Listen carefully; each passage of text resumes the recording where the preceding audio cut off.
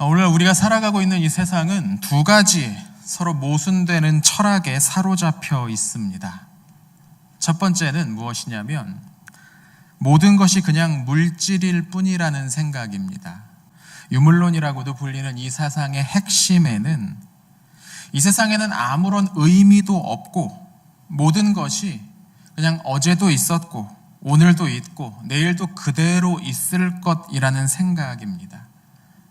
네, 여러분, 세상에 존재하는 모든 것이 그저 물질일 뿐이라면 우리가 행하는 어떤 행동에도 도덕적이고 윤리적인 의미가 없어집니다. 우리가 어떤 결정을 하고 우리가 어떤 행동을 하는 건 그냥 어떤 물질이 여기 있다가 저리로 옮겨지는 것뿐이거든요. 이 성경책이 이쪽에 있다가 이쪽으로 옮겨지는 것에 무슨 도덕적 의미가 있겠습니까? 오늘날 우리가 누군가를 도와주었다고 하더라도 이 유물론에 따르면 그건 칭찬받을 만한 일이 아닙니다. 그건 내가 윤리적이기 때문에 한 것도 아니고 특별히 훌륭한 인품을 갖고 있기 때문도 아니고 그냥 나라는 존재에 이런저런 물리적인 요소들을 더하다 보니까 결과적으로 이런 행동을 했다라는 결론이 나옵니다. 반대로 내가 오늘 어떤 악한 행동, 나쁜 일을 했다고 해서 그것도 딱히 비난받을 만한 일도 아닙니다. 이 모든 것이 물질이 나를 그렇게 이끈 것이기 때문이죠. 이게 리처드 도킨스가 쓴 이기적 유전자라는 책의 핵심입니다. 이 생각에는 옳고 그름에 관한 기준이 들어갈 자리가 없습니다. 도덕과 윤리의 자리가 그 자리에 없습니다. 모든 것이 그냥 원자들의 조합일 뿐이라면 그 원자들이 모였다 흩어졌다 하는 어디에서 윤리가 나올 수 있겠습니까? 당연히 유물론은 우리에게 삶의 의미를 가르쳐 줄 수가 없습니다. 인간이 동물로부터 윤리학 교육을 받을 수 없는 것처럼 원자나 분자로부터도 우리는 도덕을 배울 수 없습니다. 여기서 오해하지 마셔야 될 건 어떤 사람이 유물론자라고 해서 그 사람이 아주 비윤리적이고 비도덕적이다 그런 말은 아닙니다. 그 사람들이 믿고 있는 그 사상에 따르면 도덕과 윤리가 들어갈 자리가 없다는 거죠. 이 유물론자들도 일상생활에서는 옳고 그름을 따집니다. 어떤 게 더 옳고 어떤 게 그르고 어떤 게 좋고 그렇지 않고 하는 것들을 계속해서 판단하면서 살아갑니다. 예를 들어 이 유물론자들 앞에 줄을 서 있는데 누군가 와서 새치기를 한다면 이 사람도 분노합니다. 가만히 생각해 보십시오. 모든 게 그냥 물질일 뿐이라면 화낼 이유가 어디 있겠습니까? 무슨 말이냐면 유물론이란 건 그 사이사이에 구멍이 너무 많이 뚫려 있어서 온전히 유물론만으로 세상을 살아갈 수 없다는 뜻입니다. 또 하나 오늘날 우리가 살아가는 세상을 지배하고 있는 중요한 사상은 이 세상의 의미는 나를 중심으로 형성된다는 생각입니다. 조금 쉽게 풀어서 말하면 이런 겁니다. 어떻게 사는 게 좋은 것이냐? 내가 행복하게 사는 게 제일이라는 말이죠. 어떤 게 나에게 행복감을 가져다 준다면 그건 좋은 거고 옳은 겁니다. 무엇이 좋은지 나쁜지는 내가 판단할 수 있다라는 생각입니다. 우리 사회에 이런 목소리들로 가득합니다. 내 꿈을 따라가라. 너의 마음의 목소리에 귀를 기울여라. 내가 하고 싶은 것이 있으면 해라. 너의 자아를 실현하는 것이 가장 중요하다. 너는 잘 될 것이다. 너 자신을 사랑해라. 이 극도의 자기 긍정주의라고 할 수 있는데요. 연금술사라는 책으로 유명한 파울로 코엘료라는 작가가 한결같이 바로 이 이야기를 담고 있습니다. 옳고 그름의 기준도 삶의 목적도 내가 정하기 나름이다라는 생각입니다. 얼마 전에 텔레비전 예능 프로그램에서 그 프로그램을 보다가 한 연예인이 이런 질문을 받았습니다. 당신의 자녀가 아들이 앞으로 어떤 사람이 되었으면 좋겠습니까? 라는 질문이었습니다. 근데 그 질문을 받은 이 연예인이 이렇게 대답을 합니다. 자기가 하고 싶은 일 하면서 자기가 좋아하는 일 하면서 살면 되죠. 라고 대답을 하더라고요. 이 대답을 들으시면서 참 자녀의 의견을 존중하는 그런 훌륭한 부모구나라는 생각이 드셨는지 모르겠습니다. 근데 여러분 가만히 생각해 보십시오. 모두가 자기가 원하는 삶을 사는 게 과연 행복한 세상일까요? 전 그런 세상은 오히려 엉망진창, 난장판이 될 거라고 생각합니다. 내가 원하는 것과 저 사람이 원하는 것이 같다면, 같은 것을 서로 원한다면 누군가는 포기하거나 양보해야 됩니다. 그렇지 않으면 싸움이 일어나겠죠. 내가 생각하는 좋은 삶의 기준과 저 사람이 생각하는 좋은 삶의 기준이 서로 다르다면 어떻게 함께 살 수 있겠습니까? 문제가 생길 수밖에 없겠죠. 내가 좋아하는 것, 내가 원하는 것만 하면서 산다면 우리는 엉망진창의 세상을 만나게 될 겁니다. 모든 사람이 자기가 원하는 대로만 살고 싶어하는 그런 세상은 아무런 기준이 없는 세상이기 때문이죠. 문제는 오늘날 세상을 지배하고 있는 이 두 사상이 서로 충돌한다는 겁니다. 한쪽에는 이 세상에 아무런 의미가 없다고 이야기합니다. 또 다른 쪽에서는 네가 좋아하는 게, 내가 좋아하는 게 곧 의미고 기준이고 원칙이라고 이야기합니다. 그래서 우리 사회 한쪽에서는 이 세상에서 의미를 도무지 참을 수 없다는 우울증에 빠져 있습니다. 다른 한쪽에는 내가 하고 싶은 게 곧 옳은 것이라는 생각에 무절제한 쾌락에 취해 사는 사람들이 있습니다. 하루는 우울해서 모든 것을 포기했다가 또 하루는 고양돼서 난동을 부립니다. 사회 전체가 일종의 조울증에 빠져 있는 것 같습니다. 우리 사회는 길을 잃어버렸습니다. 의미를 잃어버렸습니다. 사방 곳곳에서 싸움이 터져나오고 옳고 그름을 두고서가 아니고 누가 더 좋고 나쁜지만 가지고서 이야기를 합니다. 무엇을 더 좋아하느냐, 싫어하느냐만이 우리가 토론하는, 우리가 이야기하는 핵심이 되어버리고 있습니다. 근데 여러분, 사람은 의미 없이 살 수가 없습니다. 우리가 왜 살아가야 되는지, 어떻게 살아가야 되는지, 어떻게 사는 것이 좋은 삶인지의 기준이 있어야 된다는 거죠. 우리는 무엇을 위해 살아야 하는지를 알아야 되는 겁니다. 그냥 내가 좋아하는 대로 사는 게 아니고 내가 원하는 것, 내가 행복한 대로 살면 되는 게 아니라는 겁니다. 반드시 내가 어떻게 살아야 하는지 그 기준이 있는데 그 기준에 맞춰서 합당한 삶을 살면 잘 사는 것이고 그렇지 않으면 잘 못 사는 겁니다.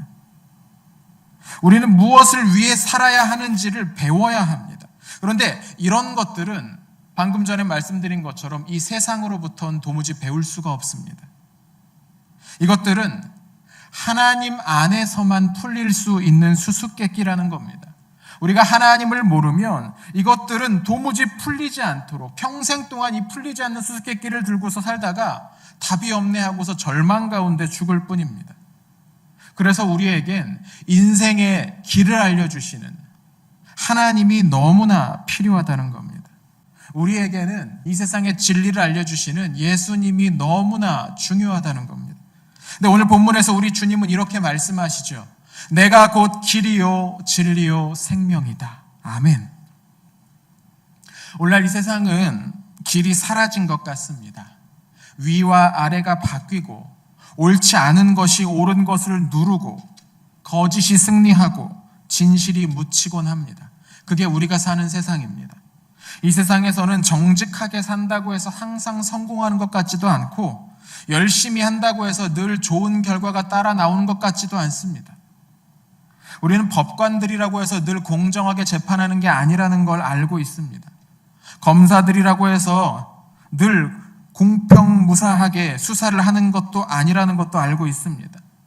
힘 있는 사람의 아들은 음주운전하고 운전자를 바꿔치고 마약까지 해도 처벌받지 않고 신나게 사는 세상입니다.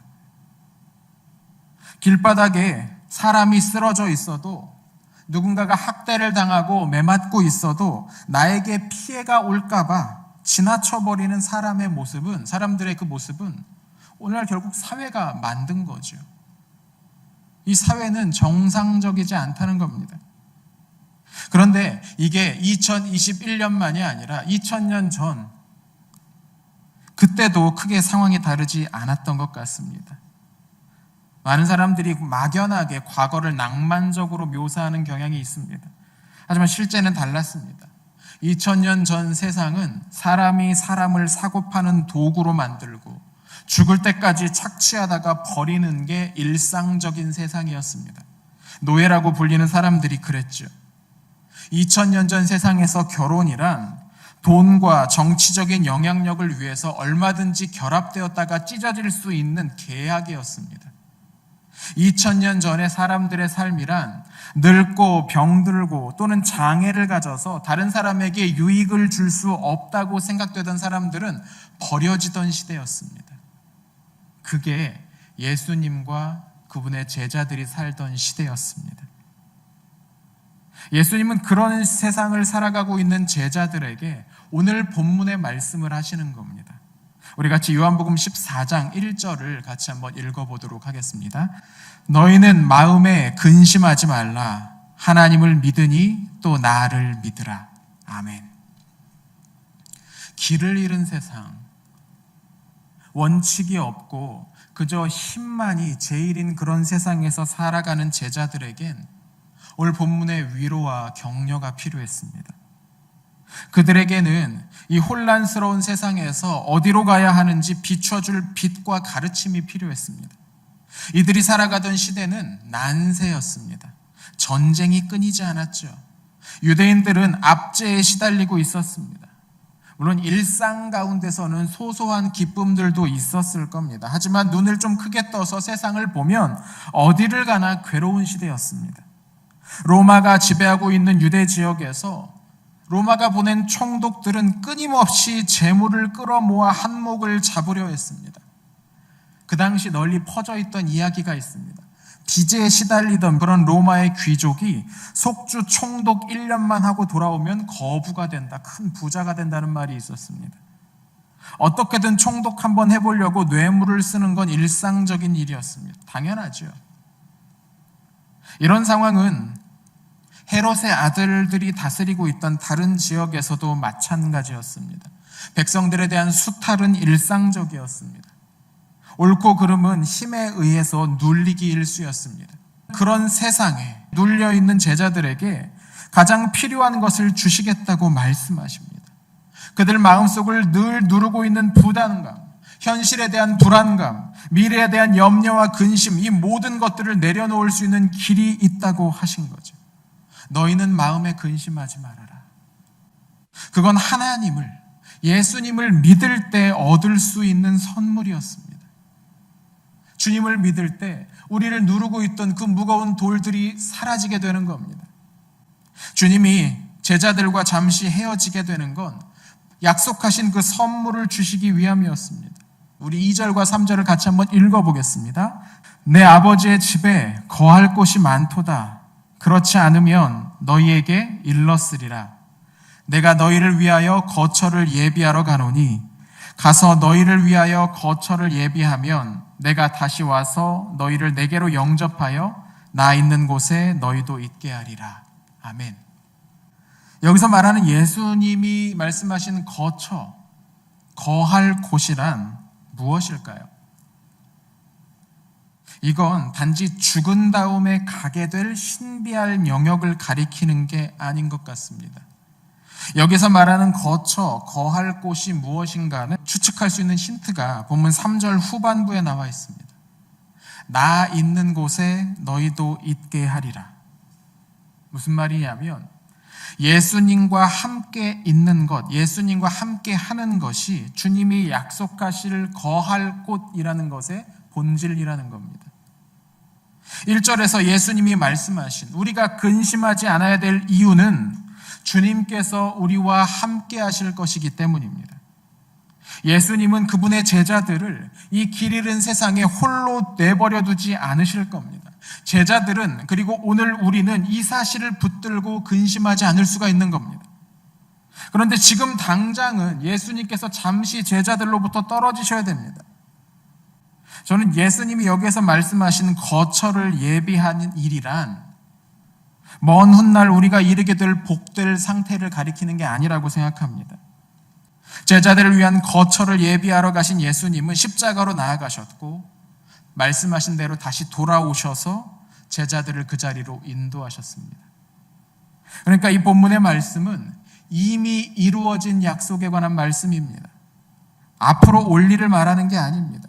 예수님은 이제 곧 일어날 일을 두고서 제자들이 흔들리지 않도록 미리 말씀해 주신 겁니다. 그러나 그 일은 금세 끝날 것이고 돌아오신 주님과 제자들은 이전과 비교되지 않는 복된 상태로, 복된 관계로 들어가게 됩니다. 성령님의 인도를 받는 사람, 성령님의 목소리에 귀를 기울이는 사람은 근심하지 않을 수 있습니다. 불안해하지 않을 수 있습니다. 여러분, 오늘날 전 세계적으로 주식 열풍, 코인 열풍이 불고 있습니다. 우리나라도 마찬가지죠.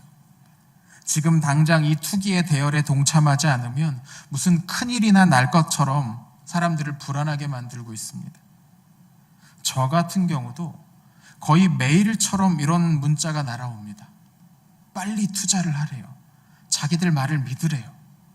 일주일이면 2배 벌게 해주겠대요. 자기들이 시킨 대로 하면 큰 돈을 벌 수 있고 여기에 참여하지 않으면 정말로 좋은 기회를 놓치는 거라는 식의 불안감으로 우리를 유혹합니다. 근데 이 투기판에 빠져드는 사람들이 참 많습니다. 세대의 구분도 없어요.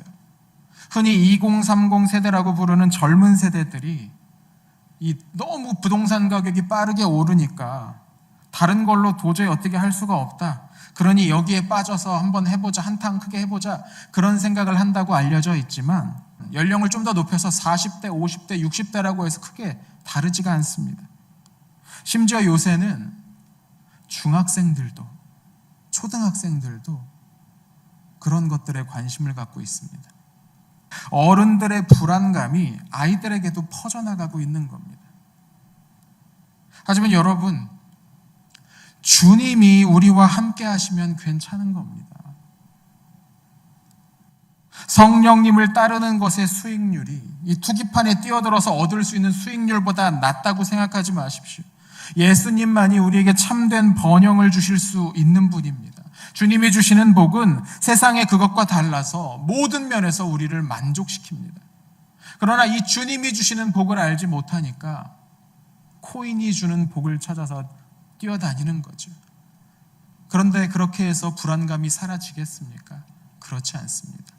언젠가 텔레비전에서 투기에 직장을 이제 그만두고 있는 돈을 가지고 거기에 이제 빠져 있는 젊은이들에 관한 다큐멘터리를 한 것을 본 적이 있습니다. 수익률이 많이 나온답니다. 근데 이 다큐멘터리에 나오는 이 청년들의 얼굴이 하나도 밝아 보이지 않습니다. 이 친구들이 어떻게 살고 있냐면 직장을 관두고 4명이서 돈을 모아서 집을 하나 얻었습니다. 그리고 컴퓨터를 쭉 설치해 놓고서 아침에 눈 뜰 때부터 자기 잘 때까지 그것만 쳐다보고 있는 겁니다. 밥도 어디 가서 못 먹습니다. 왜냐하면 코인 가격이 떨어질지 모르니까. 그것만 지켜보고 있는 거예요. 종일. 아니, 그렇게 해서 계좌에 1억이 늘어나고 1억이 2억이 늘어나고 하는 게 뭐가 기쁩니까? 불안감이 사라지지가 않는다는 거죠. 여러분, 진짜 안심되는 것은, 진짜 우리를 평안하게 하는 것은 그런 게 아닙니다. 예수님이, 하나님이 우리에게 주실 수 있는 겁니다. 예수님은 우리를 이 복된 상태로 인도해 주실 수 있는 유일한 길입니다. 주님은 온통 길을 잃고 헤매고 있는 이 세상에서 우리를 구해 주실 수 있는 유일한 진리이십니다. 인생의 의미를 잃고 삶의 방향을 놓쳐버린 사람들에게 오직 하나님의 아들인 예수 그리스도만이 생명을 주실 수가 있습니다. 예수께서 이르시되 내가 곧 길이요 진리요 생명이니 나로 말미암지 않고서는 아버지께로 올 자가 없느니라. 아멘입니다. 예수님이 길이 되신다는 이 말씀이 오늘날 우리에게 얼마나 중요한 말씀인지 모릅니다. 오늘 설교의 첫머리에 이 세상을 지배하고 있는 2가지 핵심적인 철학에 관해서 설명드렸습니다. 모든 것은 그저 물질일 뿐이라는 생각과 이 세상에서 중요한 건 나 자신이라는 생각입니다. 그런데 이 2 철학은 공통적으로 우리의 삶에서 의미를 잃어버리게 만든다고 했죠. 그렇습니다. 우리는 길을 잃은 시대를 살고 있습니다. 의미를 잃어버린 시대를 살고 있는 겁니다. 무엇이 인생에서 가장 중요한지, 우리는 무엇을 위해 살아야 하는지를 알지 못하는 시대 한가운데 있는 겁니다. 참된 삶의 의미를 찾지 못하니까 엉뚱한 것을 그 자리에 둡니다. 투기에 목을 메고 모든 것을 쏟아붓는 사람들은 돈이 인생의 의미라고 생각하는 사람들이죠. 이들은 더 넓고 더 편리한 기구들로, 가구들로 가득 채워진 집, 더 폼나고 더 비싼 자동차가 자신의 인생의 의미를 부여해 줄 거라고 착각합니다. 하지만 인생은 그런 걸로 채워지지 않죠. 집은 낡고 차는 언젠가 고장나게 됩니다. 유행에 뒤떨어지게 되죠. 어떤 사람은 다른 사람들의 인기와 인정에 목을 맵니다. 오늘 수많은 젊은이들이 그리고 아이들이 SNS 계정에 올린 그 게시물의 좋아요 숫자가 얼마나 올라가는지에 집중합니다. 하루에도 수십, 수백 번씩 그걸 쳐다봅니다. 더 많은 사람들로부터 좋아요를 받기 위해서 위험한 짓까지 하다가 목숨을 잃는 경우도 있습니다. 기차가 달려오는 철로에서 그 기차를 배경으로 사진을 찍어 올립니다. 우리가 보면 이건 미쳤나 싶겠지만 이 아이들에겐 그렇지 않습니다. 왜냐하면 이 아이들의 인생의 의미를 부여해 주는 건 다른 사람의 인정이거든요. 인정을 받기 위해서라면 위험한 것 감수할 수 있다는 게 이 아이들의 생각인 겁니다. 고층 빌딩에서, 고층 빌딩 난간에서 아무런 안전장치 없이 사진을 찍고 영상을 찍습니다. 그들은 인기가 자신들의 삶에 의미를 줄 수 있다고 여기는 거죠. 그러나 그건 자기만족일 뿐입니다. 사람들의 관심은 하루는 뜨겁게 달아올랐다가 다음날 금방 식어버립니다. 언제라도 다른 곳으로 돌아설 수 있는 게 인기이고 인정입니다. 그런 것에서 우리의 삶의 의미를 찾으려고 하면 결국 우리는 실패할 수밖에 없는 겁니다. 이런 시대에 우리가 우리의 자녀들에게 가르쳐야 될 가장 중요한 진리는 이겁니다. 주님이 우리의 삶의 길이 되어 주신다. 예수님이 우리의 인생의 의미가 되어 주신다. 그 예수님과 함께 있을 때 우리의 삶이 비로소 채워질 수 있다. 이걸 우리는 우리 아이들에게 가르쳐 주어야 되는 겁니다. 교사라는 직분은 그래서 너무나 중요합니다. 아이들은 우리의 모습에서 예수님이 인생의 길이 되신다는 것을 배울 수 있어야 되는 겁니다. 예수님이 우리의 삶에 얼마나 중요한 의미가 되시는지를 우리의 삶을 통해 볼 수 있어야 되는 겁니다. 주님과 함께하는 삶이 얼마나 풍성한지를 전해줄 수 있어야 됩니다. 이게 교사가 하는 겁니다. 우리는 예수님께서 제자들에게 해주셨던 그 말씀을 우리가 맡은 아이들에게 해주어야 됩니다. 너희는 마음에 근심하지 말라. 하나님은 우리를 위한 충분한 계획을 가지고 계신다. 주님은 우리와 항상 함께 계시며 그분을 따라가면 바른 길을 발견할 수 있다.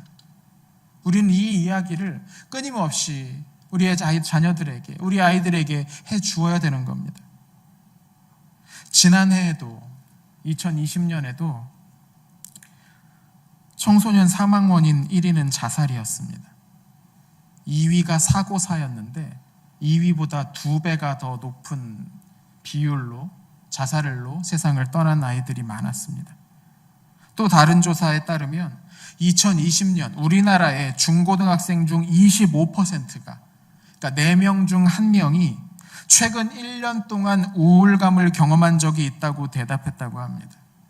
여기서 말하는 우울감이란 그냥 좀 오늘 기분이 우울해 뭐 이런 우울한 기분이 들었다는 게 아니고 2주 이상 일상생활에 지장을 끼칠 정도로 슬프거나 절망감을 느끼는 것을 우울감을 느낀다라고 이야기합니다. 4명 중 1명이 그랬다고 합니다. 이게 무슨 의미겠습니까? 어른들만이 아니라 아이들도 삶의 의미를 찾지 못하고 있다는 겁니다. 어떻게 사는 것이 좋은 것인지, 우리는 무엇을 위해 살아야 하는지를 모르고 있다는 겁니다. 근데 여러분, 이런 일들이 교회 밖에서만 일어날 거라고 생각하지 마십시오. 그렇지 않을 겁니다. 저는 사실은 그렇지 않다는 이야기들을 종종 듣곤 합니다. 당연한 결과입니다. 현대의 세속 국가에서는 삶의 의미를 가르치기를 포기했습니다. 모든 것의 근원이 물질일 뿐이라면 우리가 계속 살아야 할 이유를 묻는 것이 불필요합니다. 사과나무가 사과에서 떨어지는데 무슨 철학적 윤리적 이유가 필요하겠습니까? 삶의 이유는 우리 안에서 나오는 것도 아닙니다. 우리가 하고 싶은 것, 우리의 가능성을 실현한다고 해서 진정한 삶의 의미를 찾는 게 아닙니다. 잠시의 즐거움을 지나면 깊은 무의미에 빠져들게 됩니다.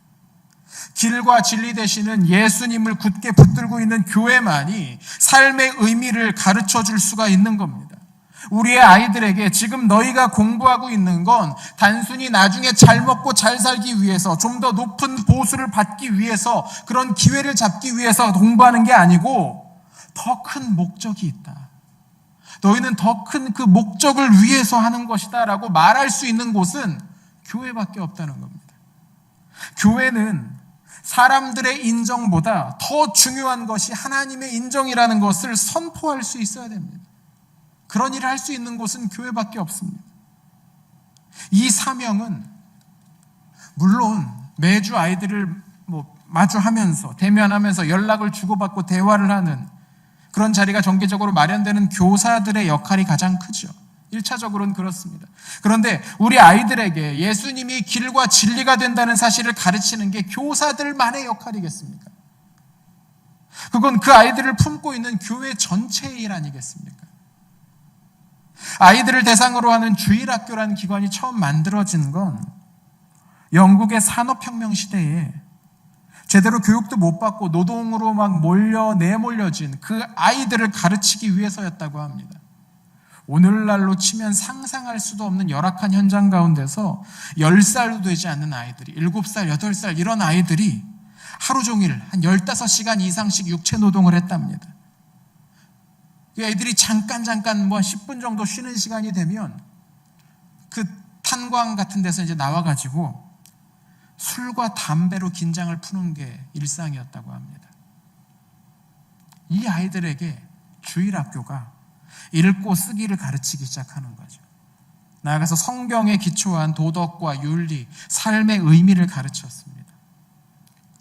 이게 주일학교의 시작이었습니다. 그런데 이 제도가 시간이 오래 지나면서 부작용이 하나 생겼습니다. 주일학교라는 기관이 마치 칸막이가 되어서 아이들을 가르치는 건 주일학교에서만, 교사들만 하면 되는 특수한 사역인 것처럼 생각하게 된 겁니다. 그러나 그렇지 않습니다, 여러분. 한 명의 아이를 키우기 위해서 온 동네가 필요하다는 나이지리아의 격언이 있죠. 마찬가지입니다.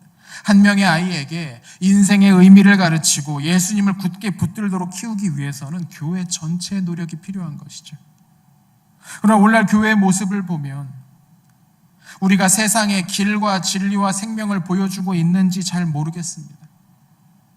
2021년 대한민국의 교회들이 가장 힘을 주어서 하고 있는 일이 무엇일까요? 우리는 이 코로나 시국에 세상이 따라와야 될 길을 제대로 보여주고 있는지 모르겠습니다. 저 사람들이 하는 것처럼 하면 살 수 있다는, 교회를 보면서 사람들이 그런 안도감을 갖게 되는지, 이 세상의 불안감을 잠재우는 안정감을 교회가 주고 있는지 저는 확신을 못하겠습니다. 여러분, 교회는 단지 세상에서 욕을 먹지 않으면 되는 그런 종류의 공동체가 아닙니다. 우리는 길을 잃은 세상에 그 길을 보여주어야 되는 공동체입니다. 우리는 미래에 대한 불안과 염려에 시달리는 청년들과 아이들에게 안심해도 괜찮은 이유를 보여주어야 됩니다. 도덕과 윤리가 무너지고 힘과 돈만을 섬기는 세상을 향해서 다른 방식으로 사는 방식이 있다는 걸, 예수님이 길과 진리와 생명이 되신다는 걸 보여줄 수 있어야 되는 겁니다. 어떻게 우리가 이 일을 할 수가 있을까요? 잘 모르겠습니다. 어디서부터 손대야 될지 모르겠습니다. 그런데 그럴 때 우리가 해야 될 게 있죠. 바로 기도입니다. 바로 기도입니다. 교회에서 하는 사역의 바른 순서가 그런 것 같습니다. 하나님이 우리에게 비전을 품게 해주시면, 하나님이 우리에게 뭔가를 깨닫게 하시면 그 비전을 품고 기도하는 것으로 사역은 시작이 됩니다. 하나님은 기도하는 사람에게 방법을 보여주실 겁니다. 기도하는 사람들이 모이고 생각이 모이면 해야 할 일이 보이게 될 겁니다. 오늘 저녁 함께 기도하러 모이신 우리 성도님들, 특별히 우리의 자녀들을 위해서 좀 기도해 주셨으면 좋겠습니다. 우리 교회에 속한 이 아이들을 위해서 기도해 주셔야 됩니다. 인생의 의미를 찾지 못하고 있습니다. 말초적인 즐거움이 전부인 양 그렇게 생각하며 살아가는 아이들이 많이 있습니다. 또한 우리 청년들을 위해서 기도해 주셔야 됩니다. 이 청년들이 얼마나 큰 불안감 가운데 살고 있는지 모릅니다. 이 세상이 이 청년들을 그런 불안감으로 내몰고 있습니다. 우리가 기도함으로 시작해야 되지 않겠습니까? 하나님의 뜻을 구하는 기도를 하면 길을 보여주실 겁니다. 우리가 맡은 아이들에게 또 이 세상에게 삶의 의미 되시는 예수님을 바로 가르치는 교회, 그런 교회가 되었으면 좋겠습니다.